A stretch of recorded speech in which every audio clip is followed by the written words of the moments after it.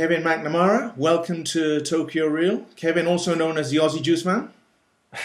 Thank you very much, Ian. Great to be here. Yeah, thanks for your time. Let me just introduce you to our viewers here. You're based in Australia at the moment. You're founder of the online platforms Get Out of Your Comfort Zone, Turmeric Heals, Smiling Body, Smiling Mind. You're an author.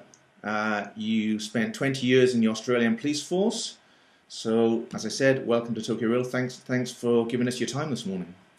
Pleasure, mate. Absolute pleasure. It's beautiful and sunny here, so I'm feeling the warmth. It's great. Yeah, I did live in Queensland for a while, and it's on the Gold Coast. Beautiful climate, yeah, great place. Yeah, beautiful. The ocean's fantastic, and love it. Yeah. But actually, you're from the same as me. You're from the UK originally, yeah? Yeah, born in the UK, and I was 4 years old when we left there. Came out on the boat. We were part of the 10-pound POM sort of crew. And we left early 60s, and my mum and dad and us, well, there was only 4 kids then, and came to Australia, settled in Melbourne actually. And then we had, mum and dad had 3 more kids, so there's 7 of us kids floating around all around Australia. So it's, but spent most of my life down in Melbourne, and the last 6 years up in Queensland. We got away from the cold, and it's pretty cold down in Melbourne in winter, so but and very hot in summer, so the extremes down there. But up here, beautiful. Yeah, I don't know why, but in Australia, in Japan here, we seem to have a lot of people from Melbourne. Anytime I meet an Australian, I say, "Where are you from?" They say Melbourne. So okay, I don't know. Must be that cold weather thing. They just keep following it around. Yeah. So, get out of your comfort zone is a topic that interests me because we just launched the new Tokyo Reel Academy. Now, on the new Tokyo Reel Academy, we focus on trying to help give people the edge and build a better you, so as to speak, in 4 areas: take action, self-belief, body and mind, and sort of environment. Upgrade your peer group, which I think ties in with a lot of what you've been doing over the last few years. So perhaps we could just kick it off with what prompted you to start Get Out of Your Comfort Zone and what its purpose is. Sure, mate. Yeah, and actually, first of all, congrats on the academy. That's fantastic. You've done really well there. Well, that's great. We're just going, yeah. So yeah, that's fantastic. I guess I first started that. I had an interest, or I came across something called London Reel, which I know a lot of your viewers are aware of. I'm not sure how I found London Reel, but I guess on the internet it was just there somewhere, and I had a look at it, watched some of their Brian's interviews, really enjoyed that. Actually joined the academy there. And I guess just something in me I just had this desire to, I guess I was inspired by watching the interviews there and the whole London Reel thing. And so I just had this idea just to start a website and a little Facebook group called Get Out of Your Comfort Zone. It's always something that I've been doing in my life. I've had a few ups and downs in my life, and I've always just pushed myself by getting out of my comfort zone myself. And I guess I just wanted to get other people doing the same thing and get them to realise that once you jump out of your comfort zone, life can really open up for you, and there's opportunities there that a lot of people don't take because they're just stuck in this one little groove. And I guess so that's how it started. Really, I started putting some videos up on London Reel of myself just getting out of my comfort zone, and I went to Hawaii about this in February last year, and started doing videos of myself getting out of my comfort zone, just walking down the street with my mobile phone and with the camera in it, just interviewing people, just walking along the street, that kind of thing, and really enjoyed that. And people seem to enjoy that, and it seemed to help people do the same thing and just stop from where they are and where they might be stuck in their life. They realise that, okay, if I can push myself, and I guess my little motto I got out of that is push, grind, grow. So if you push yourself out of your comfort zone, then you just grind away at what you love doing, and then the growth will really come. So I guess to answer your question, it came via London Reel in some ways, although it's always been a part of my sort of DNA in some ways, just pushing myself out of my comfort zone. Yes, yeah. Similar story. I mean, I was driving down the road. I was just surfing the internet, looking for something inspiring, and I found London Reel, and started to get into it probably about the same time ago, a year and a half. I think the first show I watched was Chris Eubank, I think, the boxer, you know. Yeah, great episode, yeah. So yeah. that's what sort of started it all off for myself as well. And yeah, it's absolutely true though, isn't it? I mean, a lot of us, we go through our monthly routine, and within a month, we probably not got out of our comfort zone many times within a month. And when we're not getting out of our comfort zone, as you say, we're not growing at all, are we? No. We just like being comfortable. So correct. And correct. I remember your videos in Hawaii when you walk into the street, because I thought, what's he doing now? He's going into a fire station to talk to somebody and stopping the old grannies in the street and just chatting with them and everything. It was quite amusing. And I was thinking at the time, I don't know whether I'd want to do that, because I was feeling uncomfortable, you know. So it was interesting to watch it. I mean, you're a naturally affable kind of guy anyway, just like speaking to people. So would you have done that normally, or did you sort of were you uncomfortable going into the fire stations and the supermarkets and talking to the old grannies as they walk past you? I'll tell you, when I was at school, and certainly like in primary school, secondary school, the whole thing, I was probably the shyest person in the world. I didn't talk. And when I did talk, I spoke really fast. I had a stutter, the whole bucks and dice, and I was, as I say, the most just really shy, really shy, and hated talking to people, hated talking to girls, especially at school. I just they were a whole different breed to me. I just steered clear of them, and I guess for me, what brought me out of Michelle was just really joining the police force. Yes. That was because the police force doesn't do shyness, basically. You've got to really push yourself. And I guess that was the first real time in my life where I pushed myself out of my comfort zone, because I thought, I hate this shyness. I hate going out in crowds and that sort of stuff and just not talking to anyone and just being too scared to do that, or frightened, whatever you want to call it. And I had anxiety attacks and all this kind of thing. And for me, it was just myself pushing myself to say, look, just join the police force, go and do that. Just push yourself out of that comfort zone and just start talking to people. And it was really hard. I can tell you it was really, really hard and difficult to do. But I knew I had to do that. Otherwise, I was going to live a life where I just was basically a hermit and just didn't like, you know, I had my mates and that kind of stuff. But even with them, I didn't talk a lot. And so for me, it was just a matter of finding an avenue to really, where I knew that there was no turning back. And the police force, certainly once you're in there, you've just got to do what they tell you to do in the training and that kind of thing. And that really helped me. But it's hard, and it's still hard. Like doing those videos was, especially all of them actually. Like just talking to people just walking down the street is scary, because you're not sure what they're going to say, whether they're going to tell you to get lost. And but one thing I learned from a person I think that you're aware of as well, Peter Sage. Yes. One of his videos with London Real, and he says, you know, just what was it? You know, I've had a mental blank. Anyway, he talks about just getting out of that car. That's right. That's what I was getting at. Where he says, don't worry about what people think of you, because they're more worried about what you think of them, basically. And so I've now got that. That's in my mind these days. I just know that if I'm doing a video or something like that, and I'm concerned or worried or scared, I just think, well, hang on, the people I'm going to be talking to are more scared than what I am. So that sort of helps me, and it just pushes me forward. And that's a real sort of a positive thing to be thinking, rather than thinking, oh, look, they're going to think I'm weird or something. And I guess the key is to stop worrying about what other people think of you, because they're more worried about what you think of them, basically. That's the whole bottom line there. Yeah, absolutely, I agree. And I think all of us, you know, we have this fear problem. We fear failure, we fear rejection, we fear what people think of us. And as I've been doing some, you know, getting to know you better and doing some research on that, I realized how similar our paths are, both coming from the UK. And I've listened to your story, your life story, I watched your interview with Tony Floreel yesterday. Okay, that's and right.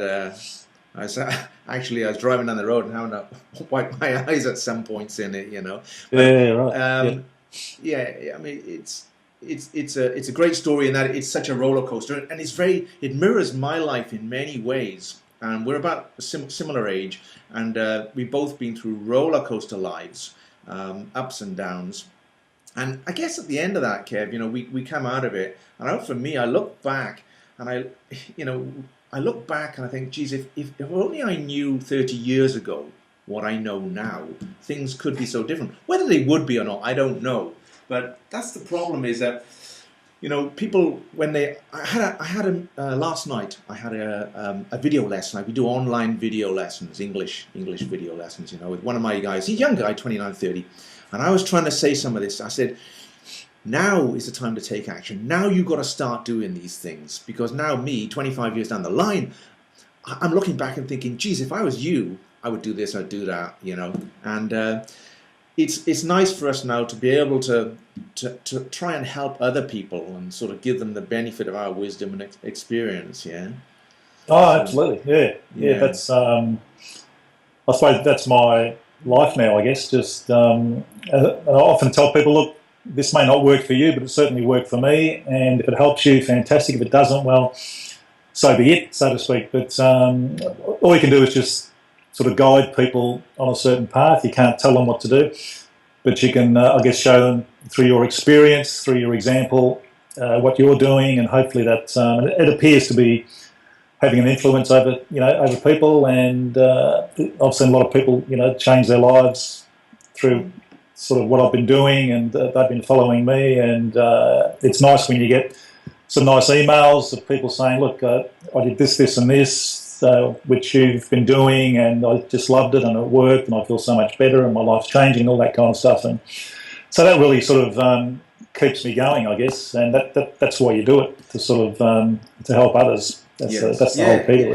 Yeah, it's a great feeling, isn't it? Giving back when helping other people, very satisfying. I mean, I've been probably similar to you, being a policeman for 20 years. I was a high school teacher for 20 years, a physical education teacher. Actually, I worked in Brisbane in a school called Balmoral State High School. It's a big rugby league school. So I worked there for a year. And, I don't know whether the police force is the same, but you don't get a lot of feedback, positive feedback from the people you deal with, whether it's students or customers or whatever. And then occasionally you get one comment or one letter, or someone says, you really helped me, you changed my life, and boom.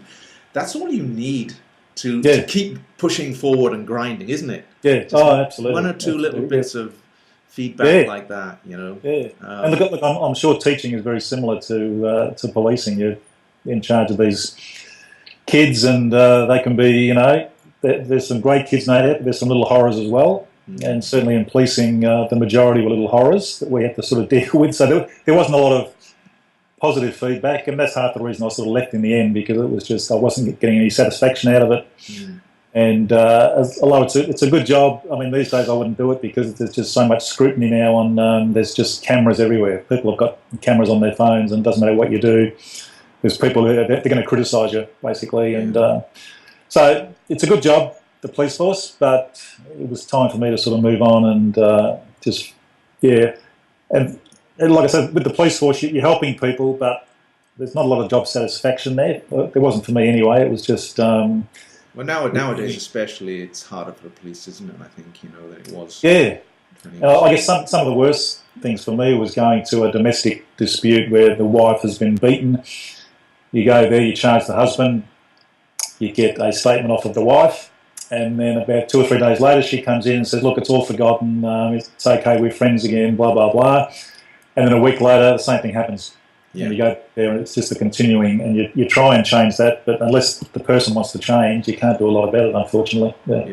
Yeah, that was the point I was going to make a moment ago, isn't it? We do our best to help people, but unless a person wants to be changed, unless a person wants to be helped, they can't really be helped, can they? They have to open their hearts and their minds to it first, and come and ask us, in a way, can you help us? And I think with a lot of people have to have some sort of event in their life that's going to change them as well. Yeah. Like I know for me, certainly losing my daughter Holly all those years ago to SIDS, and that certainly changed my life. Yes. And that sent me on a different path. And I think for a lot of people, they just go along and they think life's easy, and you can give people advice, but they know better. And until something sort of jolts them, a lot of people, they just go along on this little road that is leading nowhere, and they're going to have a crash sooner or later. And I think a lot of times people need that to sort of move them onto a different road, and we can sort of guide them in that direction once that happens. But before that, it's very hard. People, as you say, have to want to change, otherwise they're just not going to do it. But isn't it a shame that so many of us wait until we have that crash, till we get so low that it, something more monumental happens in our lives, and then we change. Whereas in fact, we could be changing a lot earlier if we actually put our minds to it. But we wait and we wait. I think you always use the word procrastinate, and that you comment a lot in your videos that you were one of the biggest procrastinators in the world, and you now try and help a lot of people to overcome procrastination. Yeah, absolutely. Yeah, I have actually have a little course called How to Stop Procrastinating Now, which is going really well, I've got to say. It's and one of the quick thing that, a quick little lesson or tip, if you like, for the viewers is if you're sitting at home and you want to do something and you're just umming and ahhing about it, just say to yourself in your head that, I'll do it just for 5 minutes. It's called the 5 minute rule. And, okay, I want to maybe go for a run in the morning. You wake up and it's cold and rainy, and you think, okay, I'll just do it for 5 minutes. And I guarantee you, once you start, you'll do longer than 5 minutes. You'll probably go 20 minutes, maybe half an hour with exercise or whatever. Or if you want to clean, even just like cleaning the house. Oh, I can't be bothered. Okay, I'll just do it for 5 minutes. And then but once you start, you'll go for longer. It's just that the key is to start. That's the whole key, is to start. And like I say, that 5 minute rule, that has really helped people, because they just think, okay, I'm going to go for a run. I'm only going to do 5 minutes. That's it. I'm not going to do any more. And then once they start, the endorphins start to kick in and all that kind of stuff. And they think, hang on, I'm going to keep going now. Oh, I'm just so glad I started that. And they feel so much better once they do it. Absolutely. But if they didn't do it, they'd feel, I wish I'd have done that. And just that whole sort of circle of, I wish I'd have done it, and I wish I'd done it a week ago. And just starting is a real key for that sort of stuff as well. Yeah. And actually, it happened to me yesterday. I've been very busy lately. I haven't done as much exercise as I'd like to, and I thought I'll go for a swim. So went up to the sports garden pool here, but it was an effort to get in my car and go. But I went. I made myself go, and I thought, walking out, not really. I normally swim a mile, right, 30 lengths, but I thought I'll just do 20 today, right, just do 20. Because I knew, probably, just as you said, once I hit that 20, I thought, damn it, I'm just going to do the other 10. Because that's ingrained in me now. It's like, push it all away. You've gone this far, you may as well do the other 10 now. And boom, I whacked out the other 10, no problem at all. But my mindset was, I don't have to do the 30, I'll just do the 20. But of course I always do it. It's a good tip you brought up there, for people. I mean, so many of us... We talk about taking action. Taking action is probably one of the most important things that people should do, isn't it? But, on London Real, they always talk about resistance. And, I don't have enough time. I don't have enough money to do that. It's easy for you to say that, Kevin, Ian. It's easy for you to say that, but you don't have 7 kids. You don't have a job. Resistance. How do we help people overcome that? Well, they're excuses, basically. Yeah, excuses. They're just excuses. That's all they are. And again, for me, and people, I'm trying to think of the word, they have too big an expectation on themselves. Like, starting a gym course, or, deciding to run 2 or 3 times a week. And again, coming back to that little 5 minute rule, see that they have a goal, and it's just too big. I think people should just, have smaller goals, but have more of them. And like I say, with the 5 minute rule, you just, okay, I'm going to go and join a gym. I'm not going to go every week. I'm going to go just once a week to start with. And once you start going, get into the habit of going, it's going to build up and build up and build up, and you'll start enjoying it. You'll see your body getting healthier, your body feeling better. But again, it's just little baby steps. People who make excuses look at this huge, big goal thing, and it's just too big for them. Their mind can't and it's too hard for them, so they just don't do it. Whereas just cutting it down, and I truly believe in just chunking things down, just little small things, even just if you have this huge big goal and say, okay, I'm just going to do 5 minutes worth of it today and then 5 minutes of it tomorrow, rather than trying to, say to yourself, I'm going to go 4 times a week to the gym. That is just too big a goal. It's just too big. And if you're not used to doing that, you'll stop real quick because it's just too big. But just chunk it down. So I'm just going to go once a week to start with, and then slowly build up to it, rather than throwing it all into the deep end and just trying to do it all at once. It's just, people just get overloaded with things to do, and they do have their life and their kids and their this and their that. But if you chunk things down, it's the same with when they're talking about the kids are busy doing this and I'm busy doing that. They're looking at this whole big picture, and it's all just too hard. So their life becomes a real drag. But if they just chunk it down into little moment by moment, and again, meditation is a great thing. That would help so many people who complain about having kids and doing this and going to school and doing all of that. If they meditated, it clears their mind and gets them to think of things in logical order, rather than having this huge big chunk of a week coming up. I've got to take the kids here, got to take them there. So they're living in the future rather than living in the now. Yes. When you live in the future, you get confused and depressed because it's all just too hard.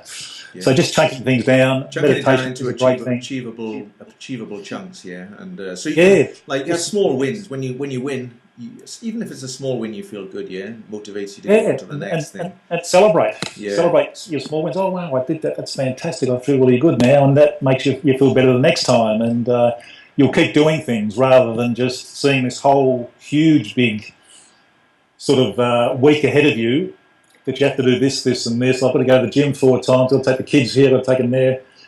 Just do it day by day, even hour by hour. Okay, I'll just do this. And like I say, meditation for parents, I think, is just really, really important, because they get so tied up in their kids' lives, in their work, in the kids' sports, all that kind of thing. If they're meditating and just becoming present in the present moment and just take things day by day, moment by moment, live in the moment rather than live in the future, which is where I think most people get unstuck or become stuck. Yeah, for sure. Recently on Tokyo Real, we interviewed Andy Puddicombe, who is the founder of the meditation app Headspace, which you probably heard of. And, yes, I actually started watching that the other night. A very, very interesting guy. And he talks a lot about being present and mindfulness, which is sort of the in phrases at the moment. So I sort of got into it myself in the last few months, and I must admit, I do find it very, very, very focusing and very calming. It's meditation, and they've got a kids meditation on there as well. So I actually got my kids on there, and it's 1 minute and 3 minutes. That's all they had to do. I started them on it because I think it is really important, and more people are doing it now, aren't they? Absolutely, yeah. And I think it's it needs to be like a lifestyle thing. A lot of people take it on and do it for a week and think, oh, look, nothing's changed. But it needs to be like brushing your teeth every night, meditate every night, and there are subtle changes that occur over time. And you might notice them at first, but your family might notice them. Oh, you seem a lot calmer lately, Ian, or you seem a lot more relaxed, and you're not getting as fussed or upset over things as like you normally do, or whatever it is. But it needs to be a lifestyle thing with the meditation. But so many people, or too many people, think that it's just a bit of it's a new agey thing. I'll start doing it, see if it works. They try it for a week or even a month, and they see no results, so that they just give it up. But it needs to be. I've been doing it for probably 15, probably 20 years. Right. And once you start doing it for that long, your whole life becomes a meditation, basically. Like I'm talking to you now, but I'm feeling very calm, very relaxed, and you can actually see your thoughts. You slow your thoughts down, and once you can slow your thoughts down, then your life can become a lot better, because you're not they're not all rushing at you at once, and you're not all thinking about, again, living in the future and thinking about what's coming up in 4 or 5 days' time. You're focusing on the present moment, what you need to do today, and you might have a list or whatever, however you operate. And when you're relaxed and you're calm, you've got some inner peace inside you, well, nothing phases you, basically. I mean, myself and my partner, Joy, you know, nothing phases us. Our family and friends, certainly our family, they're a little bit different to us, and they're always saying, how come you guys are so calm when such and such has happened? And we say, well, you can't change it. That's happened. And actually, I'll give you a quick little story, if I can, about my partner, Joy. When I first met her, she was heavily into meditation, and she still is. And I wasn't quite so much, although I did it on and off. But I flew over to the UK, actually, with my job for a couple of weeks. And I'd only known her about a month, and she offered to pick me up from the airport.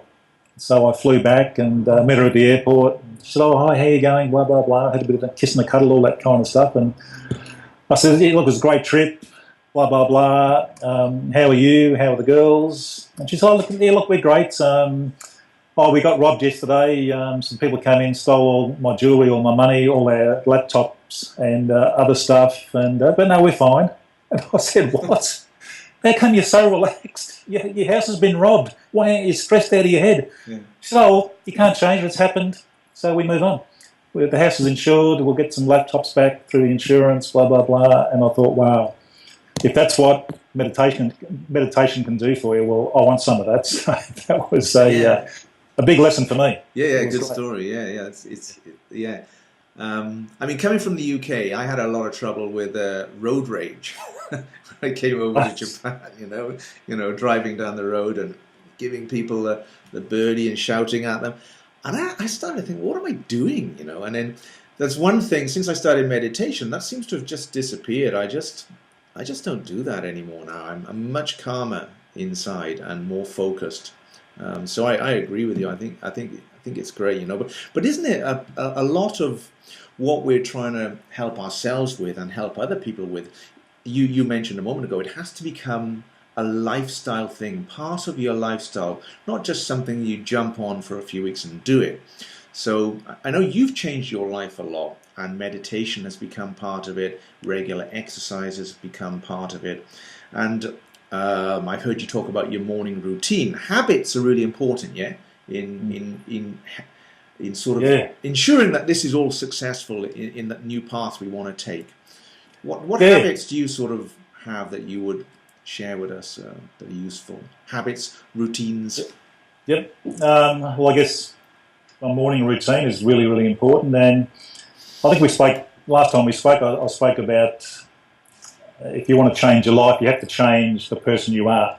You can't just, be the same person and change, because the person you are is getting a certain result. And if you want a different result, you have to become a different entity, if you like, a different person. And I really believe in that. And so my morning routine has helped me to change. I get up, actually, while I'm still in bed, go and grab my phone, put my headphones in, and I'll do some meditation, and then I'll do some visualization, then I'll do some affirmations, then I might do some more meditation. This is all over, say, around about 45 minutes. And then I will get up and I'll either go for a walk, a run, the gym, or a swim. One of those four. Sometimes I combine all four of them on different days, especially on weekends. And that really helps me. Then I'll come home and I'll have a really nice, healthy breakfast. I'm big on the turmeric, as you know, right? With my latest website and sort of stuff going on there. So I love eating healthy. I've had a bit of a health setback almost 5 years ago now, where I had prostate cancer, and so from that I sort of healed myself just through eating lots of whole foods, fruit and veggies. So I guess that's an example of me changing who I was, because the person I was had prostate cancer. Yes. I'd become someone else, and my belief was that the actual cancer, was just a trespasser in my body. And so I had to believe that this was just a trespass, that it was going, and I'd become somebody else who didn't have prostate cancer. And I did that through the meditation, through the affirmations, and through the visualizations, because And the self-talk, you have to actually believe that you are somebody else and go out and actually act like you are somebody else and do the things that you say you're going to do. For a long time, I was a person that I was a bit of a gunner. I'm going to do this, I'm going to do that. And at times that sort of creeps back in, I've got to say. But overall, just again through doing these meditations, having a vision board also is really. I have a vision board. I go and look at that in the morning. That's part of my habits, is to go and look at that, see myself. I want to take my daughter to Hawaii in December, so I've got a little picture on my vision board of Hawaii, and I've just cut out a picture of myself and my daughter and posted that on my vision board, being in Hawaii, just seeing myself actually being there, and that's another important part. So all those kinds of things are how you change. Certainly that's how I change, just by really focusing on who I want to become, the person I have been, that's sort of gone, and this is who I am now, and thinking and acting that way, and then and really enjoying it. And the biggest thing, and certainly for those people who are listening, and that they may have tried the vision boards, they may have tried visualization, affirmations, all that kind of thing, meditation. The biggest thing is actually feeling it, having that emotion inside of you. When I think about going to Hawaii, I close my eyes, I actually see myself there. I see myself on the beach, I see myself with my daughter, we're going for a swim, we're going to Duke's on the beach there in Waikiki, all that kind of stuff, and really feeling it in your body. And that's the real key, I think, to change, is actually feeling it, because if you don't feel it, then it's not going to happen. If you feel it, you're there, then your body starts to respond to that, and it happens. I've proved it time and time again with my vision board and with the feelings and the emotions and the affirmations, and that sort of stuff does work. If you feel it, that's the key. You have to feel yourself being where you want to be. Yeah, it's the same for if you want to make money. See yourself. I do a bit of affiliate marketing. I've got a ClickBank thing on my vision board of certain amounts of money coming into me every day, and I see it and I feel it, and that's slowly starting to happen now as well. And once you feel these things, and you can do it with anything, you can do it with finding a lover, finding a husband, wife, all that kind of thing, but you have to feel that love, so you can send that person love rather than just trying to think them into existence. You have to actually feel yourself finding the right person and seeing that person, in your mind, basically. So all that stuff certainly helps me. Yeah, for sure. And you'd be talking about visualization, affirmations, gratitude, meditation. These, if our viewers don't know a lot about that, they can learn more about that from, you do a lot of that. You've made a lot of videos on your platforms, talking about that stuff. Yeah. On the Tokyo Reel, every day I do a 1 minute high performance tip, which I upload, and I've talked about a lot of those things on my 1 minute high performance tips. So for the viewers, anyone who wants to learn more about those, they, apart from Googling them, they can come to our sites and hopefully pick up some little tips on those as well. And, look, I love your 1 minute videos. They're great. Yeah, really thank you. I just try and take one point and stick it into 1 minute, and I have to make it simple so that I can understand it. But coming back to your point a moment ago, I mean, I think you introduced me to, was it Dr. Joe Dispenza? Joe Dispenza, yeah. Yeah. So since you introduced me to him, I've been listening to a lot of his stuff, and he says that your personality is basically what you think, what you do, and how you feel. So that last part about how you feel is what you were just talking about, emotionalizing it, and actually you have to feel it for it to be real. So, and to change it, you have to feel differently to sort of change. And he talks about by the age of 35, most people, their biological clock, their biological emotions, they're all set in stone virtually. And it takes work to change them, and so you have to sort of feel differently to get your body, doing different habits. And it's not easy to do, especially if you're really, you're in this sort of. Again, we come back to getting out of your comfort zone. People who are stuck in their comfort zone, it's very hard for them to become a different person, because they're just used to this life that they're in. They might have lived in the same place all their life, might have had the same job all their life or whatever, in the same industry, that kind of thing. And for them to change, it's hard. There's no doubt about that. But you have to really, again, do the meditation, do the visualizations, and see yourself being this different person. And most people, a lot of people can't do that. They just think, no, this is me, and no, I can't change. Well, you certainly can change. I mean, I've proved that myself, and but it's feeling that change that's the real game changer. And I learnt that from Dr. Joe there, and he's a great guy to look up as well. And he's very knowledgeable. And but that's the way we're wired, isn't it? We were brought up like that. We're wired to not like change. You know, I notice it with my English classes. You know, or when I was a teacher, the kids would come in, and students always sit in the same seat. You know, they all, if they can, they will always. We all, I think, but we all do. You know, because we feel comfortable with it. So to sort of get out of, to break that comfort zone is, as you say, a hard thing to do. But you have to just take action and just do it. You know, and get out of it. Yeah, and I think for a lot of people that struggle taking the action, you know, having the the visualizations, write down what you want to be. Where do you want to be in, say, 12 months' time? If you're someone, just for example, who's earning, say, you know, $40,000, $50,000 a year, and you want to double that income, well, write that down. Get a little vision board set up. You know, get some photos on there of you with, you know, surrounded by money or whatever it might be, or it might be you might want a partner. You know, get a picture of the perfect partner in your mind, and get a little photo on a vision board with you, with her, and that kind of thing, and then start to, you know, visualize that. Start to do your affirmations, talk about it, start to visualize it, see it, and most importantly, just start to feel it. And then, if you can do that, and people can do it, there's no doubt about it. It's just a matter of doing it consistently, day after day.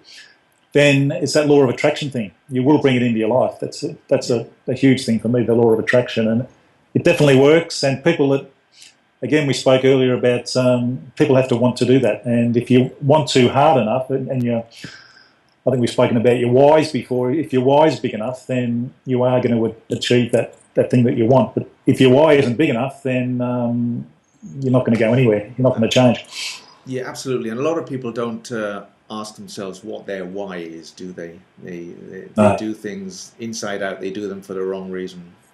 Correct. Yeah. And your why is just enormous. It's and your why needs to be bigger than what you are, basically, to really have success in whatever field you want to go in, or whatever part of your life you're trying to work on. You have to know why you're doing it and what your why is. And for me, my why is my daughter who died. I think about her. She's certainly, I sort of live part of my life for her in a way. And for my partner and my other two kids, they're huge whys for me, and I want to, you know, provide for them, and, you know, give them the best that I can possibly give them, and so they're always there in the back of my mind, or even the front of my mind, and that sort of pushes me forward. So it's like a what would you call it? It's like it's that inspiration that gets me up in the morning. Yes, makes me sort of jump out of bed. You have to have that why there. And if you haven't, then you have to sort of think of one, and it might be I don't know.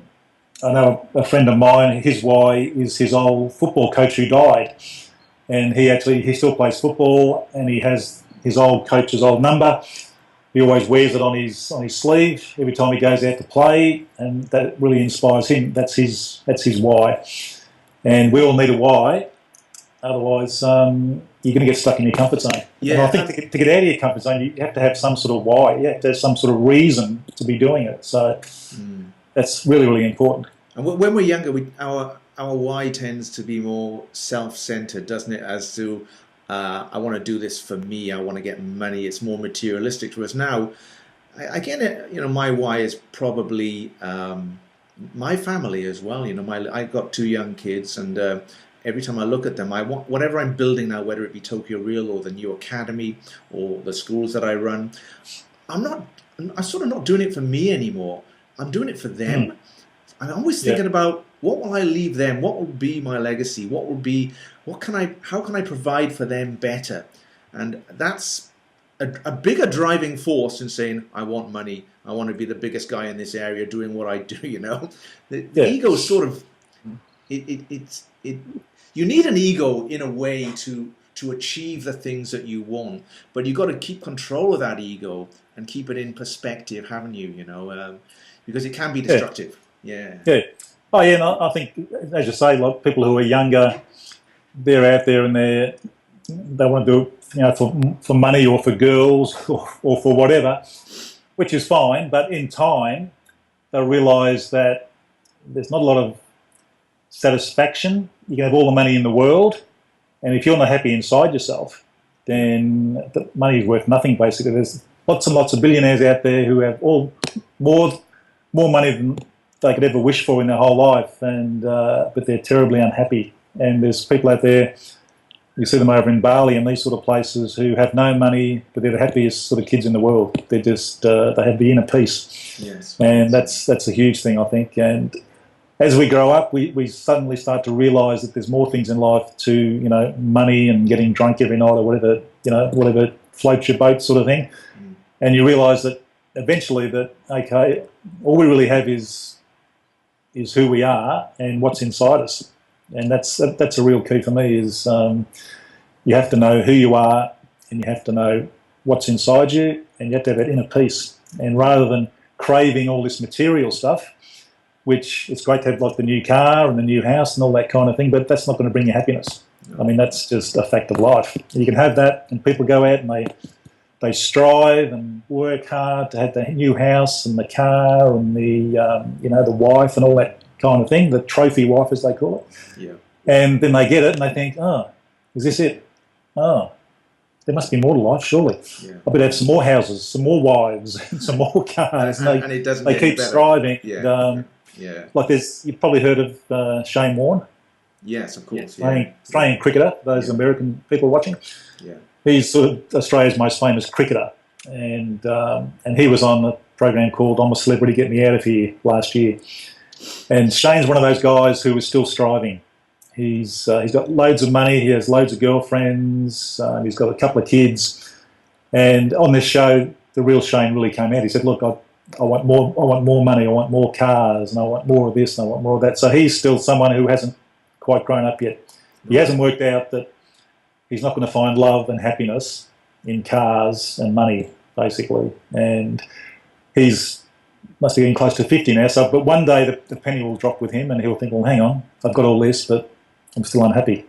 Where's my happiness?" And it's inside him, but he just hasn't realised that yet. Yeah. That's the lead with reward. That's the other thing as well, isn't it? They always say you got to give first in order the law of attraction to receive later. But for sure. Yeah. And one thing we have in Japan, the Japanese people, they are so lacking in self-belief and self-confidence. And it's one of the areas I really want to try and work on with our Asian community, our tribe, so to speak, is to how we can build up their self-belief. I mean, it's not only Asians, for you and I as well. You mentioned when you were young, you were very, very shy. So was I, and people don't believe it now. And they say until I was like 20, I wouldn't say boo to a goose, or let alone talk to a girl, But okay, it's slightly different now. But inside, a lot of people have that outside shell when they look confident, but inside they lack inner confidence, and inner confidence is the real key point, isn't it? And how do we build self-belief in people? Yeah, it's interesting. Like you talk about the shy people. I know Sting. Yes. From the Police, he's still terribly shy, but he says when he gets on stage, this inner sort of actor type person comes out. And even Ricky Gervais was very shy as a youngster from memory, and he just gets on stage and he's just this other person. And I guess the self-belief, again, it all comes back to, at least for me, is just the small chunk thing. You just got to take some things on, challenge yourself. And again, you have to want to do this. That's another key. And I relate back to when I was really shy. I thought, I just don't want this. I just do not want to be shy anymore. And I had to But I could have easily just stayed in my shell and just gone nowhere, done nothing, and that would have been the easy way. But there comes a time where you've got to just start having a bit of belief in yourself. And I think it's the old story again. Peter Sage, he's a great teacher, I think. He talks about upgrading your peer group. If you want to get some self-belief, if you're hanging around with people who are very negative, then you're going nowhere. You're sort of the fifth of the sixth people there. The six, people who are very negative. So I think upgrading your peer group is really, really important, and I know that's the big thing with Tokyo Relay. Yes. So I think doing that and just taking little challenges and just little baby steps. Don't have the really huge big goal of, if you're really shy of having a goal of in 6 months, I want to do a huge talk at the United Nations or something like that. You just start off slow, and again, just slowly upgrade your peer group. Start hanging around with people who accept you for who you are, rather than people who are going to sort of bag you and whatever. And I think that's important for people who lack self-esteem and self-belief. If they're hanging around with people who, they may not be totally negative, but they're not really out there doing stuff either, that can sort of hold you back. So if you start meeting just a few people here and there who are, or joining certain groups, things like Toastmasters, for example, that kind of thing, that's going to help you, and just slowly build yourself up. You can't do it overnight. I mean, I've learned that myself, and by joining the police force, I mean, that was a huge thing for me, and it took me a while to sort of get used to that. That was a huge, big change doing that. But I told myself before that I was going to do it, and I've got to really step up and change who I am. I mean, back then I hadn't heard of Joe Dispenza, obviously, but I knew I had to change who I was, because the person I was just this shy little kid, basically, who wouldn't talk to anyone. And so I knew I had to change who I was, and eventually it took a long time, but I did get there. And so I think it's just, again, if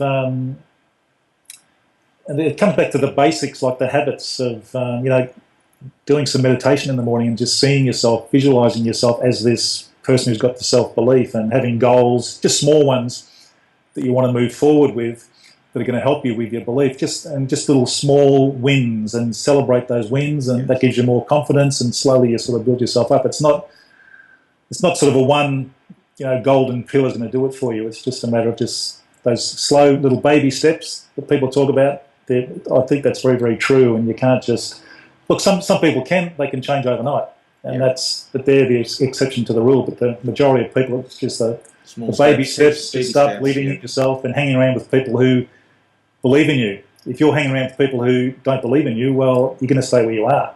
You have to sort of change that. And I mean, I can't do that for someone. You can't do it for someone. They have to do it for themselves. And you can lead them, but they have to actually do it. And again, it comes back to action, Ian, as you keep saying. Yes. And for those people who haven't heard it, what you just said, that they say that we are a product of the 5 people we hang around with the most.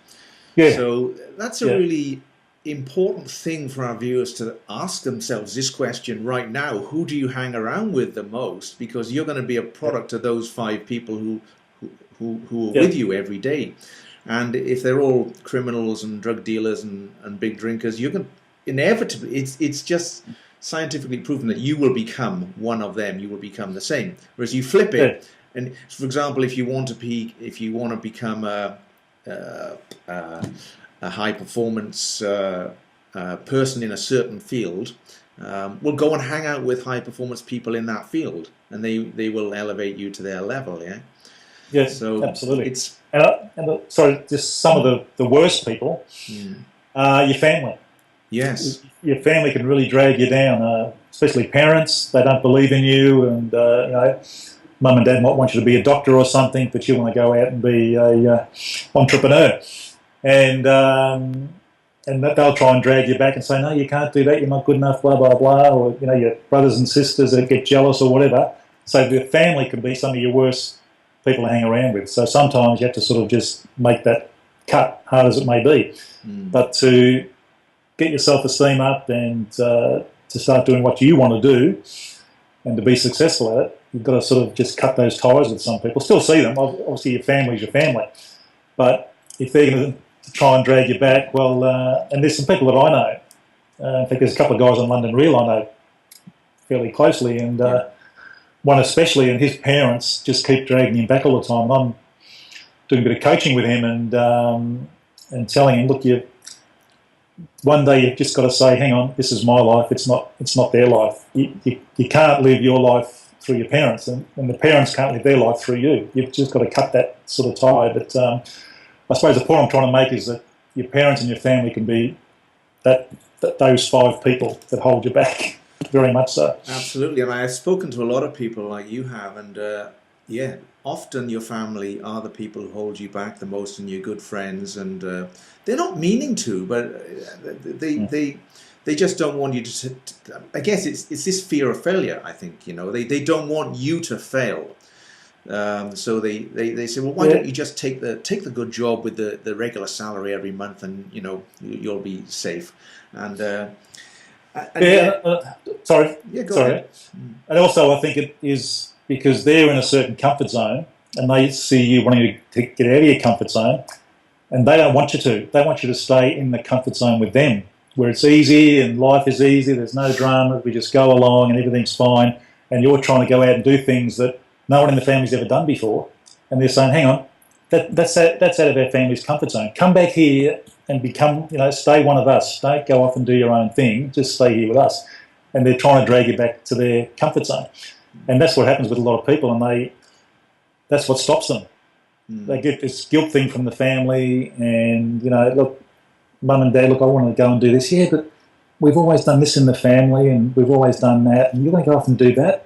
It's it's a risk. There's this and there's that, and I mean, my answer to that is great. It's a risk. It's different. I want to do it. End of story. Yes. Mum and Dad, I love you, but I'm doing this. That's what I'm doing. Okay, I'll still be here. I'll still love you, but I'm doing it. So don't try and hold me back. And that's. Yeah. It's just it's a bit sad at times. It is, and it takes me back. I think we when it comes to marriages, again, we have so much in common. We're on a similar hit rate, I think, or fail rate, whatever you want to call it.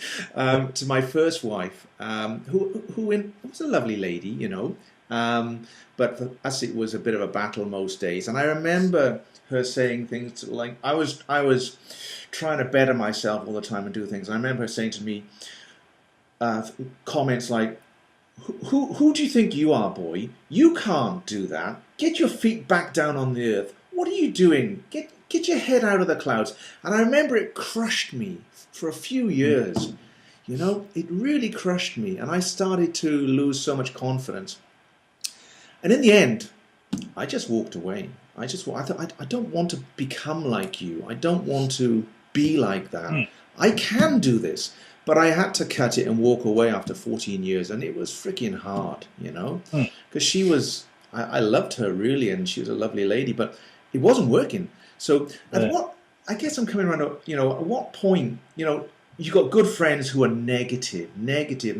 At what point do you cut them free and say, no, this is not healthy, you have to, Dan Pena, we all know Dan Pena from London Real, who says, pick up your phone every New Year's Day morning, go through your address book list, and anyone who's not contributing positive to your life, send them an email that says, F off. That's all. And start the year afresh. I don't know whether I'd go that far, but you have to cut people free at some point when they're dragging you back, or they have so much negativity that it's driving you crazy, yeah? Yeah. Oh, yeah, look, for me, and to be honest with you, I've found that quite easy to do, to be honest with you. It's, I think what I've been through in my life, you get to a stage where you just don't care anymore as far as having negative people there. I just say, no, you're negative, see you later. I just don't, I don't even talk to them.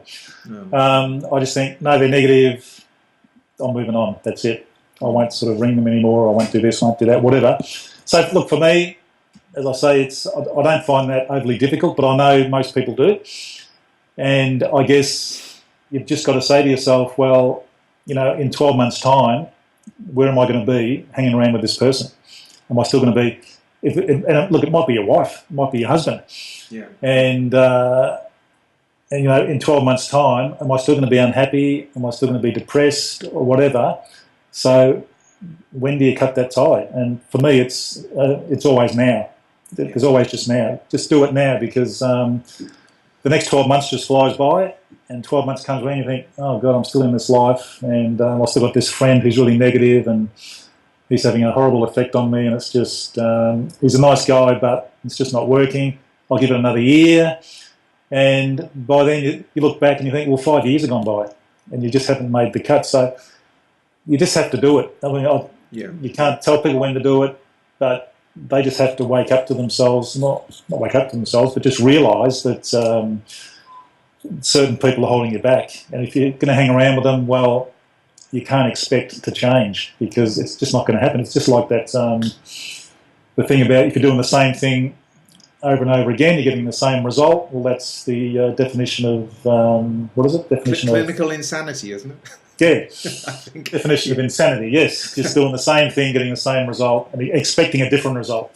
Yeah. So you just, there's a few people in my life. They're just the facts, yeah. It's just the facts. You just have to sort of drop those people, or accept the fact that you're going to have a crappy life. In some instances, because some people just, they can't do it. And so I think Eckhart Tolle, I'm a big fan of, he talks about, if you're in a certain situation, you can either change it, or you can accept it as it is.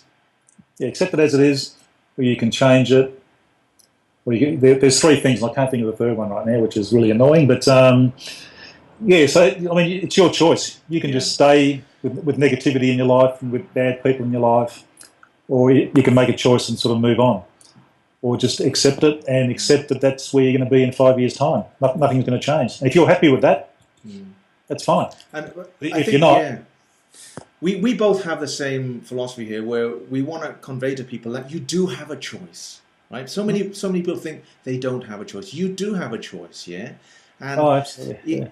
I think one of the things, isn't it, is just they have to take that first step. They have to take that first small step, which is taking action. And then probably if they combine it with the self-belief, the body and mind drills, the upgrading your peer group, it's a whole package that people have to slowly buy into in order to make the change. But just taking that first action is the important thing, isn't it? And just deciding that the life I have at the moment is not working.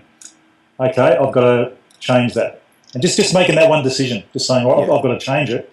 And then from there, then you move on to the other steps and, writing it all down. What sort of life do I want? What I want it to look like? What I want it to feel like? All those kinds of things. But the first step is, just deciding, okay, drawing a line in the sand, enough is enough, I've got to change. Yeah. So just knowing that is a fantastic start. Yes, yeah. Then you must do it, of course, and then just follow through with what your plans are, what your goal is, who you want to become, where you want to go, what you want to do, who you want to be with, all those things, and then just work through them, write them all down, which is also really important as well. Writing them down, yeah. Because I think once we write things down, they become real. Yeah. Rather than just thinking about it. Oh, look, I want a new job. Okay, what sort of job do I want? I want to be doing this, this, and this. Okay, write that down. And then it becomes real. Oh, wow, this is real now. I've got to do this. So then you follow that path, and your whole life can change. Yeah, good. Well, look, Kevin, we've covered a lot of stuff today. All good stuff. Hopefully, it'll be helpful to somebody if they watch. We've been going for an hour or so, so if they bother to watch the whole thing, hopefully, there'll be some nuggets in there. Yeah, mate, all going well. Yeah, that was good. Yeah. Now, if people want to find you on the internet, where's the first point of call for them? Is it the Smiling Body, Smiling Mind site, or probably YouTube's a good place to start. Yes. So they can go there.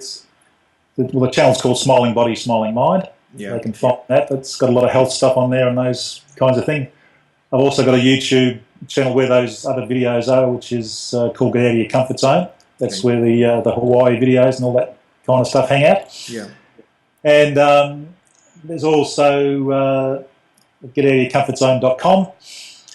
And there's also, I spoke about the procrastination course. That's on a website called wakeupawarrior.com. Right, okay. That's where I'll find the how to get out of your comfort, not how to get out of your comfort zone, how to How to Stop Procrastinating Now. It's a 5-module course. It's a course that I really love doing, and you also get some. It's a 5-module course, so basically 5 weeks, and you get 30 minutes coaching each week with myself, and it's a really good course. Yeah, I like that. There's videos and PDFs and all that kind of stuff. And of course, what I'm doing now is the Turmeric Heals, which Right. is all about health and being healthy and fasting and all those kinds of great things. And that's turmericheals.com. Yeah. Okay. Great. Great. And if you would, I'd like to invite you back to talk about Turmeric Heals, because I'm becoming really interested in it since I started reading your stuff, and it links back to your thinking and philosophies about how you got through your cancer situation. I'd love to talk about all that and the turmeric stuff, and maybe you can come back in a few weeks and we can do it again. Love to. Too much to Absolutely, talk about today, so let's do it next time, can we? Yeah, look, it's been a great chat today. We've gone off on all different tangents, but I've really enjoyed that. Yeah, it's been good. Great. Well, I want to thank you. For that. I want to thank you for your time, Kevin. Thank you very much. Great, inspiring talking to you. So what I'm going to do, can I ask you one more thing? I want to bring you back and ask you some success secrets for our Academy members only. Sure. So I'm going to cut you off in a minute. I'm going to bring you back and we'll do that. Love to. Yeah. All right. So for the moment, Kevin McNamara, thank you very much. Thank you, Ian. Pleasure.